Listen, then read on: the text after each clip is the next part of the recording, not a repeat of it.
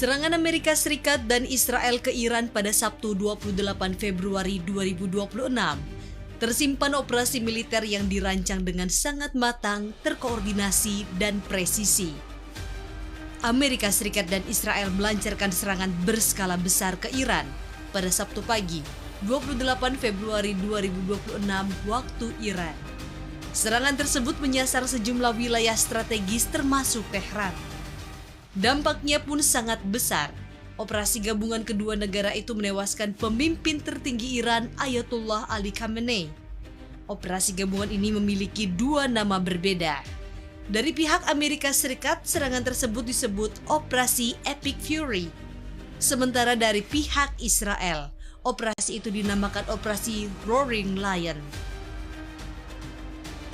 Last night, all over Iran, the voices of the Iranian people could be heard cheering and celebrating in the streets when his death was announced. The entire military command is gone as well, and many of them want to surrender into saving their lives. They want immunity. They're calling by the thousands. Combat operations continue at this time in full force, and they will continue until all of our objectives are achieved. אנחנו במערכה שבה אנחנו מביאים את כל כוחו של צה"ל כפי שלא היה מעולם למערכה הזאת כדי להבטיח את קיומנו ועתידנו.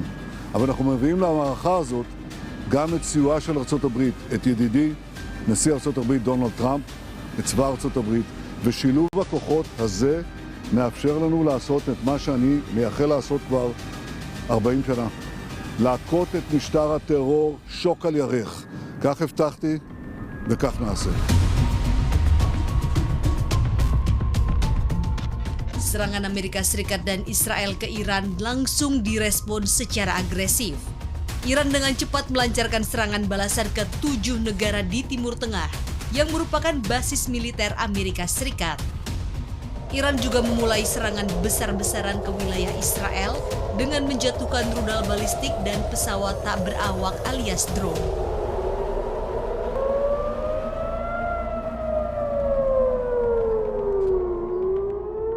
Sirena tanda bahaya dilaporkan terus berbunyi di seluruh wilayah Israel, mulai dari utara hingga selatan.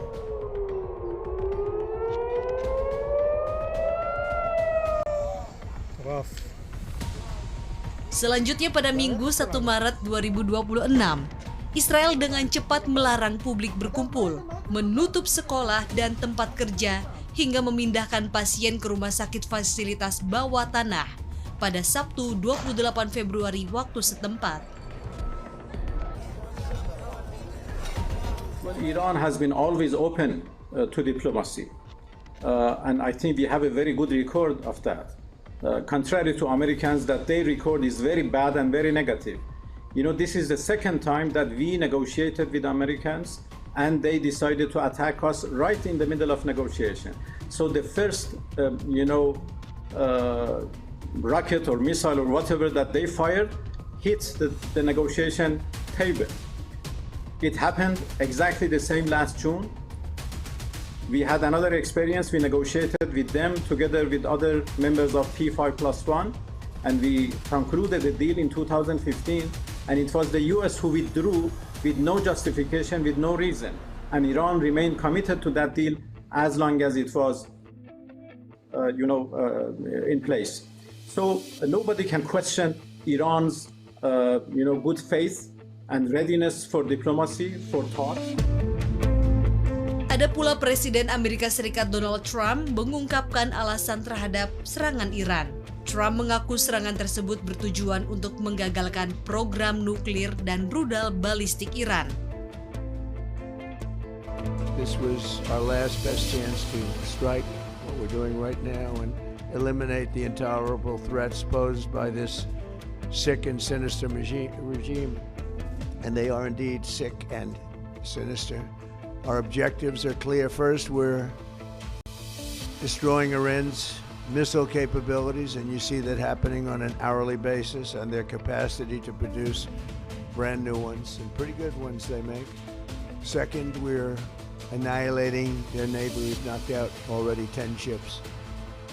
They're at the bottom of the sea. Third, we're ensuring that the world's number one sponsor of terror can never obtain a nuclear weapon. Never going to have a nuclear weapon. I said that from the beginning. They're never going to have a nuclear weapon. They were on the road to getting one legitimately through a deal that was signed foolishly by our country. And finally, we're ensuring that the Iranian regime cannot continue to arm, fund, and direct terrorist armies outside of their borders. And we thought we had a deal, but then they backed out. And they came back, and we thought we had a deal, and they backed out. I said, you can't deal with these people. You got to do it the right way. Sementara itu, usai serangan AS dan Israel ke Iran, para pemimpin Senat Amerika Serikat terlibat perdebatan sengit dengan reaksi berbeda pada Senin 2 Maret terkait perintah Presiden Amerika Serikat Donald Trump untuk melancarkan serangan ke Iran pada akhir pekan.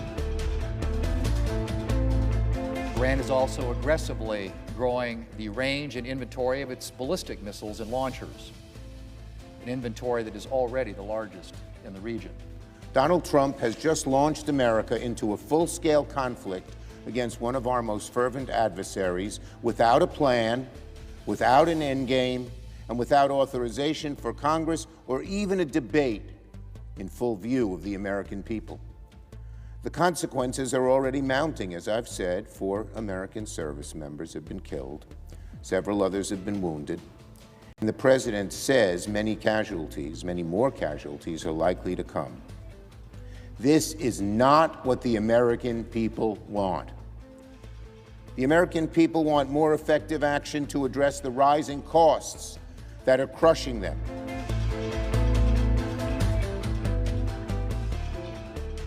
Selanjutnya, Perdana Menteri Israel Benjamin Netanyahu juga mengatakan bahwa aksi militer terhadap Iran mungkin akan berlanjut untuk beberapa waktu. Netanyahu menyinggung operasi ini menjadi pembuka damai antara Israel dan Arab Saudi. I hear the people are saying we're going to have an endless war here. You're not going to have an endless war. Now, of course, it's up to the people of Iran in the final count to change the government.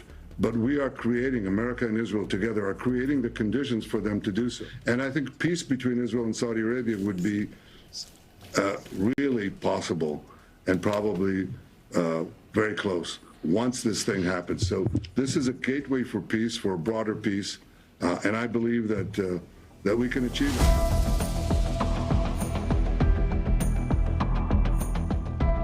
Angkatan bersenjata Iran bersumpah akan bertempur dengan seluruh kekuatan untuk bertahan hidup melawan agresi Amerika Serikat dan Israel. Pernyataan tersebut disampaikan juru bicara Kementerian Luar Negeri Iran Esmail Baghei dalam konferensi pers pada Selasa 3 Maret 2026. Di sisi lain, Garda Revolusi Iran atau IRGC merilis rincian putaran ke-15 rangkaian rudal terhadap sejumlah lokasi penting di pangkalan militer Amerika di Bahrain. در این 1.5 سال از این گونه پیام‌های فریبکارانه زیاد ما شنیدیم. الان زمانه جنگ است، زمانه دفاع از میهن هست و هر آنچه که بخواهد حواس ما رو منحرف کنه به چیز دیگری به نظرم باید ازش عدول کرد، ازش پرهیز کرد. فریبکاری بخشی از الگوی رفتاری طرف‌های مقابل هست و ما نیروهای مسلح ما با خودشون عهد کردن، ما ملت ایران با خودمون عهد کردیم که در این نبرد موجودیتی با تمام توان. Adapun Trump saat menghadiri pertemuan pejabat pemerintah di Washington DC menyebut progres operasi militer AS melampaui ekspektasi dengan berbagai target strategis Iran berhasil dihancurkan. And then the B-2s hit the, and I use the word obliterate because it really was a complete obliteration of their nuclear potential, and that set them back very, very seriously. If we didn't hit within 2 weeks, they would have had a nuclear weapon. If we didn't do the B-2 attack a number of months ago, they would have a nuclear weapon. And when crazy people have nuclear weapons, bad things happen. So we're in very good shape now. I want to let you know that, and we will continue forward. But it's a great display of military strength. And Serangan AS dan Israel dipicu oleh buntunya perundingan nuklir di Jenewa, Swiss pada Kamis 26 Maret 2026. Sementara itu, Kepala Badan Energi Atom Internasional atau International Atomic Energy Agency (IAEA), Rafael Grossi menegaskan bahwa tidak ada bukti kuat Iran membuat senjata atau bom nuklir. Dalam pernyataan pada Selasa 3 Maret 2026, Grossi mengatakan Iran memiliki persediaan uranium yang diperkaya dalam jumlah besar yang telah mencapai tingkat mendekati kemampuan senjata nuklir. Namun ia menekankan bahwa badan tersebut belum menemukan bukti bahwa Iran sedang mengembangkan senjata nuklir. Regarding the status of the nuclear installations in Iran, up to now, we have no indication that any of the nuclear installations, including the Bushehr nuclear power plant, the Tehran research reactor, or other nuclear fuel cycle facilities have been damaged or hit. Efforts to contact the Iranian nuclear regulatory authorities through the IEC continue with no response so far. We hope this indispensable channel of communication can be re-established as soon as possible. Sebelumnya, pemerintah Amerika Serikat kembali meningkatkan tekanan terhadap Iran dengan memberi peringatan terbuka agar Teheran segera mencapai kesepakatan dengan Presiden Donald Trump di tengah sinyal berulang mengenai kemungkinan opsi militer dan pengerahan tambahan kekuatan di Timur Tengah. Hal ini disampaikan juru bicara Gedung Putih Caroline Leavitt pada Rabu 18 Februari 2026 waktu Amerika, atau sehari setelah Amerika Serikat dan Iran menyelesaikan putaran kedua perundingan tidak langsung yang dimediasi Oman di Jenewa. Jalur diplomasi itu kembali dibuka setelah sebelumnya runtuh akibat eskalasi militer tahun lalu. The president has always been very clear, though, with respect to Iran or any country around the world, diplomacy is always his first option, and Iran would be very wise to make a deal with President Trump and with this administration. He's talking to many people, of course, his national security team, first and foremost, and you know who the members of that team are.